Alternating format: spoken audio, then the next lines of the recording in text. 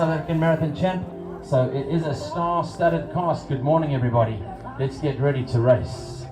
3-day festival of mountain biking. We've crowned national champions, we've had kids racing, we've had an enduro race, we've just had an informal bunny hop contest in the car park behind us. Some noise for Ferrari! Here we go! I spent the weekend chatting to many industry movers and shakers. I hope you enjoy it. Eric Kleinhans, the legend of, or the Lion King, the legend of the Absa Cape Epic, the man behind Canyon in South Africa. Eric, how's Canyon going? You've been in the country like 4 or 5 years now. Tell us about the success of Canyon. Yeah, it's been quite an interesting journey through the 4 years.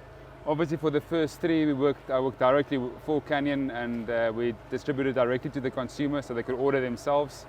About 1 year ago, the market changed, and now we import the bikes for the customer just to simplify the import process, take the hassle out for the customer, and also just give one price, because it was quite complicated to work out the final pricing with all our complicated import processes.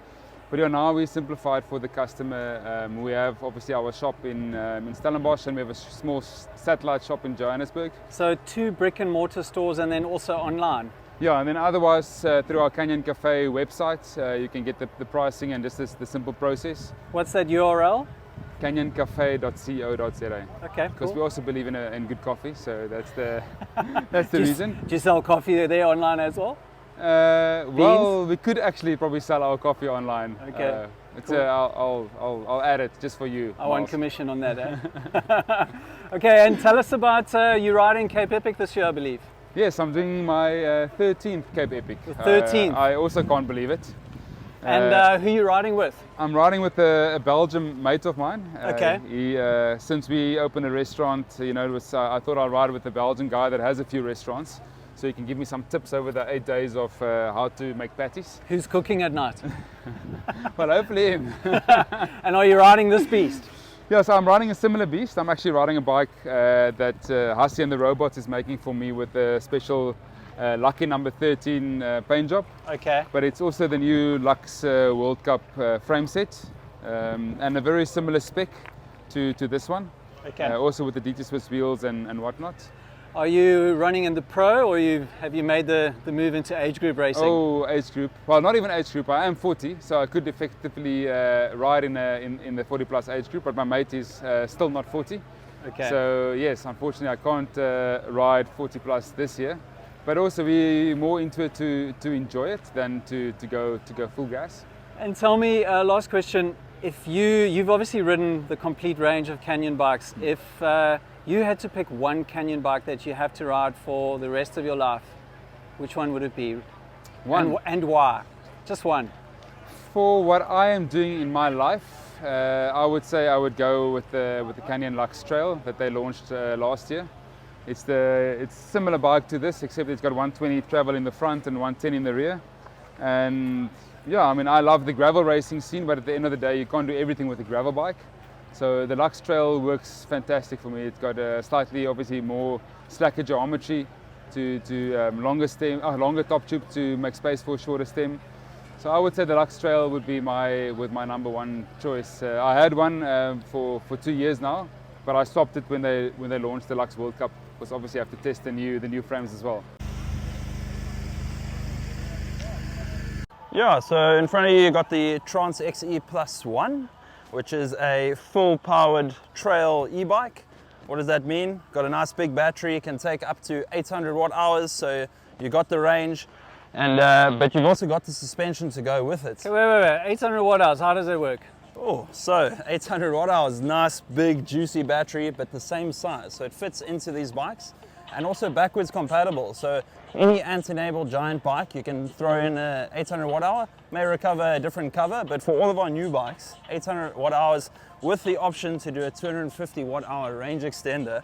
So you're talking 1,050 watt hours, you're crushing any race over 100 Ks easy, and you can always bump up that power a bit. So if you stage racing and stage racing e-bike, like this one's, you're gonna get proper range out of this. Yeah, so I mean, if you are doing stage races Like, or even your Say a longer- Joburg to see, you'll get 100 Ks on one battery. Easy. I mean, I've personally done just shy of 100 Ks on a 625 watt hour, so just down to a bit of battery management.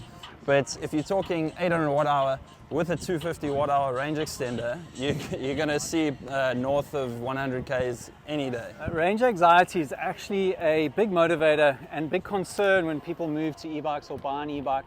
So that's a big tick on that box. Tell us about the suspension platform. This is the Maestro suspension platform here. Yeah, so we're looking at Giant's iconic Maestro suspension system. Gives you a really nice plush feeling, and that's exactly what you want on an e-bike. Obviously you've got quite a big weighty bike underneath you now, but the active feeling of this Maestro suspension just means you're going to be tracking that ground. That rear wheel's going nowhere, but it still gives you a nice light, nimble kind of play feel when you're hitting some jumps or some drops. So it's actually incredible how you can lug such a big bike around on the trail, but still exactly what it is, confidence inspiring. You've got all the grip, you've got nice comfort all the way through. So I would say this is your ideal style of bike for South Africa. You can do your stage races, you've got the range, but then you can also really rip it down the trails. It's super capable. So we're super happy with this And range. tell us on pricing, where does this one sit in the range? So this is the Trance XE1. Above this model you've got the Trance X Advanced, which is a carbon fiber frame, the Fox Live Valve suspension. This is the number 1, and then it goes all the way down to the Trance XE3, and that's just different group sets, different components, and some different suspension. But you still get that same Sync Drive Pro motor technology, same options for batteries, and same awesome ride experience. So the entire range can get that over 1000 watt hour battery system. Precisely, even down to a more entry-level stance and embolden ease on the live side, which is your more kind of beginner dual size e-bike, but still getting that option to go for the range. And this range starts at about 112,000 and goes all the way up to the advanced model, which is over 150 now. So Max, I know you love being on bikes, you ride all the bikes. Let me ask you one question. If you had to choose one bike in the Giant range that would be the only bike that you are able to ride for the next 10 years, which one would you go for and why? It's a tough one. I'm a big fan of the mullet Rain E for the enduro and the trails and the downhills. But to be honest, to tick all boxes in South Africa, I would go e-bike, because you can do your cross country, you can do your enduro, and now you can do your stage races with that range. And I'd probably go for this model. It's clean, it's simple, it can take a beating, and it's just an all-round pleasure to ride. Awesome. Thanks so much for chatting to us. Have a good one.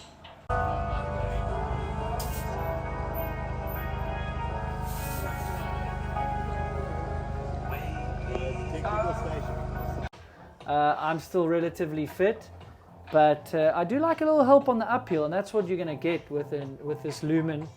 You're obviously a little bit less power than a full e-bike, we know that, but man, it is so light, so it feels exactly like a normal bike on the downhill, and that's what I personally am after. So that's really cool for the future, and pushing innovation like that, other brands will take notice, they'll bring out something else, then Scott will probably retaliate, for lack of a better term. And could you imagine what the next 5 to 10 years looks in the e-bike space? So this, I think the next 5 to 10 years is going to be incredible. So let's just have a look at this integration here on this cockpit. I mean, there's like one piece cockpit there. Look at the screen is fully integrated, sitting nice and flush. And then obviously it's the same as the Genius and the Spark. The shock is completely integrated into the frame with a TQ motor. So it's a slightly smaller battery and a TQ motor that's powering it, which keeps the weight down and improves the handling. Yeah, and it's pretty much frictionless, so you know, when you're pedaling it and putting in more power, you can still ride it like a normal bike, as far as I understand it. And like you said, there's integration, so I'm looking to pitch up and have a ride with Nino, and he maybe won't even notice, so that's my one goal. Obviously the battery's also integrated, and you can also put an extender on. Yes, it's less battery, a little bit less power, but if you want to go ride with your mates with a full battery, full power, you can put your range extender on. So that's pretty damn cool as well. I'd like to see you and Nino having a full go up Helderberg trails, from your shop to the top of Helderberg trails. You're on the Lumen and him on these I probably still don't have a fighting chance because it's Nino, but I'd like to maybe throw my normal spark in the bush and grab a Lumen and see. You probably won't notice. We got the integration of the motor and the shock there. Give it a go, Nino. Give it a go. Yeah. Give it a go, Needles. That's a call out to Nino. And so the Lumen, Scott Lumen, arriving in South Africa. There's a few shops with some stock, and are they readily available? I don't want to speak out of turn here, but they are busy arriving. We've got some demos here that you're looking at. This is obviously probably stock. There's some exciting news that hopefully we'll release within a week or two. So watch this space on the Hangar Bike Co. And we should have stock in stores very soon. And I think as is all brands are pushing their e-bikes, some have the lighter ones as well. I think they're going to be hot sellers. And why not? Because a lot of people in South Africa seem a little resistant to hop on a full e-bike. Feel like they're not going to keep their fitness, feel like they're being lazy. But maybe this helps them mentally to adjust to the most fun they can have on a bike. And lastly, what do you think of Bike Fest Paarl? I mean, it's like a little bit of sea otter happening here in South Africa. I think long overdue and well welcomed. What do you think so far? It's day one, but what do you think? I couldn't agree more. I drove in and I was pleasantly surprised at how big it is. I know the people behind it, Darren and Caroline, I know they put a lot of effort into this. And it's exactly what we need. We have an industry here. Yes, it's not as big as America or Europe, but the foreigners are coming out to ride. The pros are coming to train here. The trail network is so expansive. It's world class. So why not show off the industry and get everyone together? We bumped into Pat Morwood, that's with pygabikes. You know, these are people we grew up riding downhill with, and they're propping up this industry. So it's pretty cool. I've got a strap down and a blanket so they shouldn't get any issues. I'll give them a go. And then, when are we starting that side? Tomorrow? Tomorrow. Great. I'll get my while we is here, but I don't know. I'll tell the guys. So you around how long? I'll go back. Okay, so tomorrow we'll see the bikes and this stuff, and then we'll be seeing. We're here with Patrick Morwood of Parkerbox, who's been making bikes for 25 years. Patrick, what a journey. Yes, how's it, Myles? Thanks very much. It has been a long, interesting journey, and I have learnt a lot over all those years. A lot has changed, but a lot has also stayed the same. People's enjoyment for riding bikes has increased, I think, in different areas, more in the fitness side, but the technical side, that was more our game back in the day. And unfortunately now the bikes are what we didn't have then. Quite an incredible journey. You've got national champions in cross country, enduro and downhill, many national titles through the years, like probably too many to count. And you've designed all those bikes, so it's quite an achievement. Today we're talking about the Evolve, which is your new e-bike. I know you went alley and high pivot. Can you tell us a little bit about your decisions to go alley and high pivot on the bike, and like the research and development and prototype phase? Like, what can you tell us about the bike? Yes, Myles, one of the more interesting things is the material choice. We've been through carbon. We still make carbon bikes, but locally in South Africa in Joburg. And we have our own factory to make bikes, so it made sense to use aluminium. One of the other deciding factors was the weight difference between an e-bike made of carbon and an e-bike made of aluminium. And you weigh it up and probably looking at a kilogram difference in the frame. And for a 20-something kilogram bike, to me it didn't make sense to go carbon. The other side of using aluminium is it's very durable. It can take real hard knocks.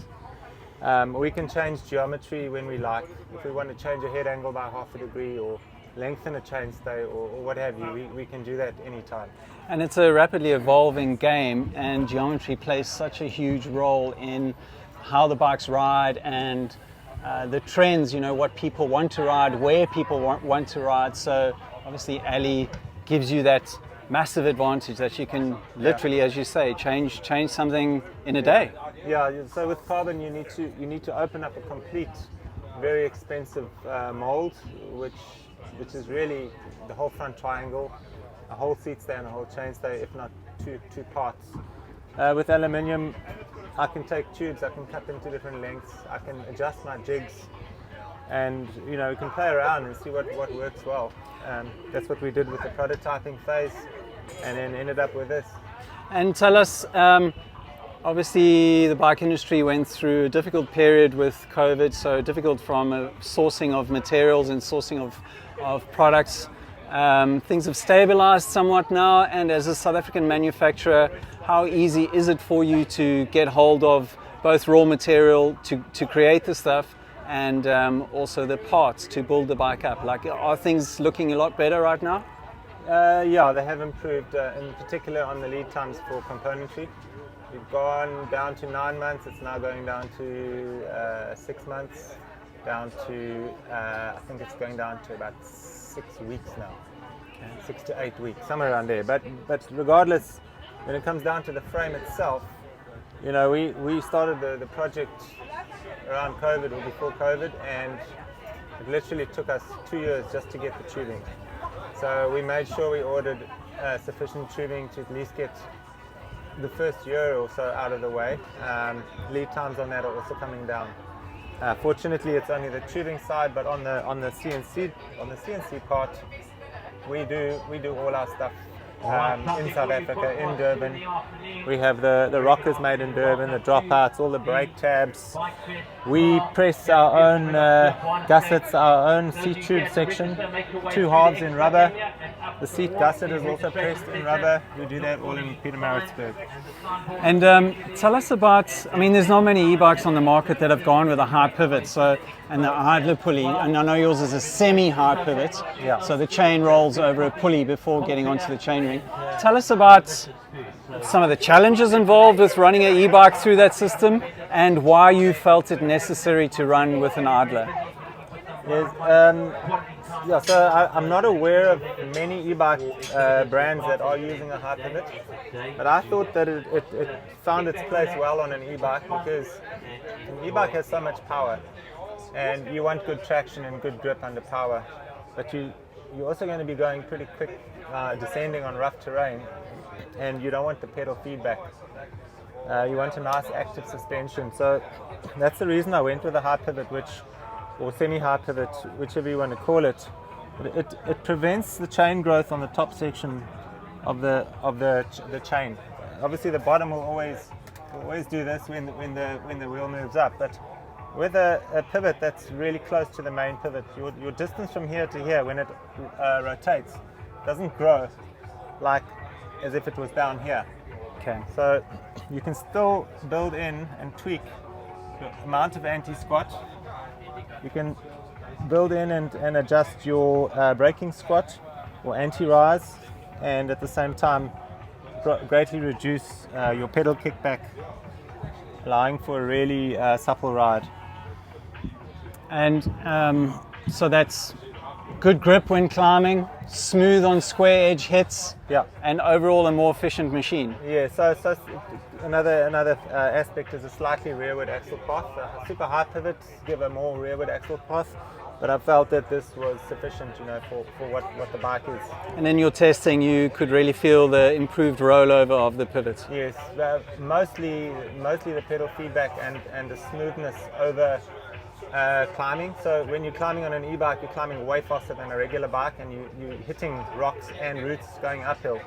And that's where you really notice it, because you're getting that traction. You're not spinning out as easily with all that power, because the wheel is being forced back down into the ground. Very interesting. And so I know you're new, this bike's pretty new still.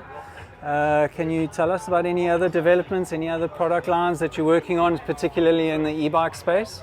Or is it all still super hush-hush? No, nothing. There's no hush-hush. We've just launched this bike, and it's actually just come out on our website. You know, we've had it around for a few months, but we actually now marketing it, and it's 100% available. So no new developments on the e-bike front yet. Okay, super. Congratulations on winning SA Downhill Champs last weekend. Again, what is that, like your 15th or something? No. It's my first national downhill race, I think, in about 15 or more years. Okay. So what do you got, like 4 titles now? Yeah, something like that. Something like that. Congrats, bro, and good work with the bike. Sure.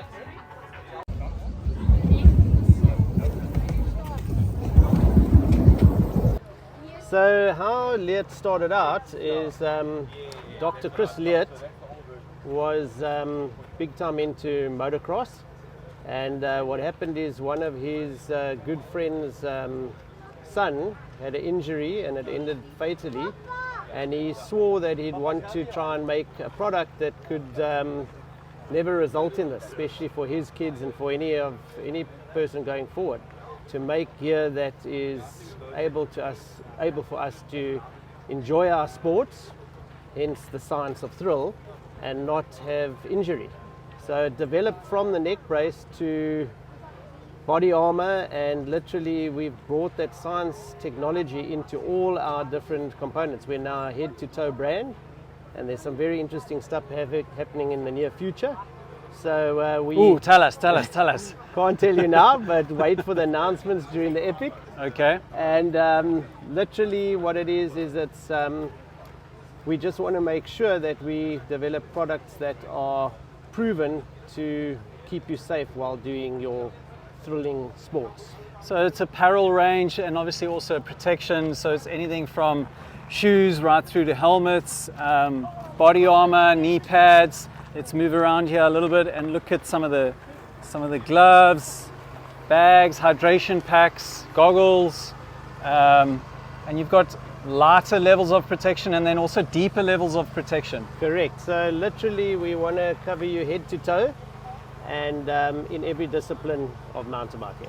In every discipline. Okay, that's interesting.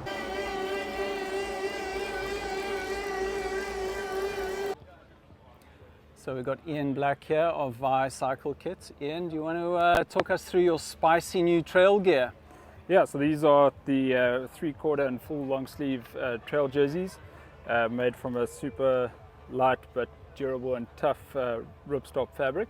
The one nice thing about these that we won't see on many others, you've got a full size pocket in both side panels.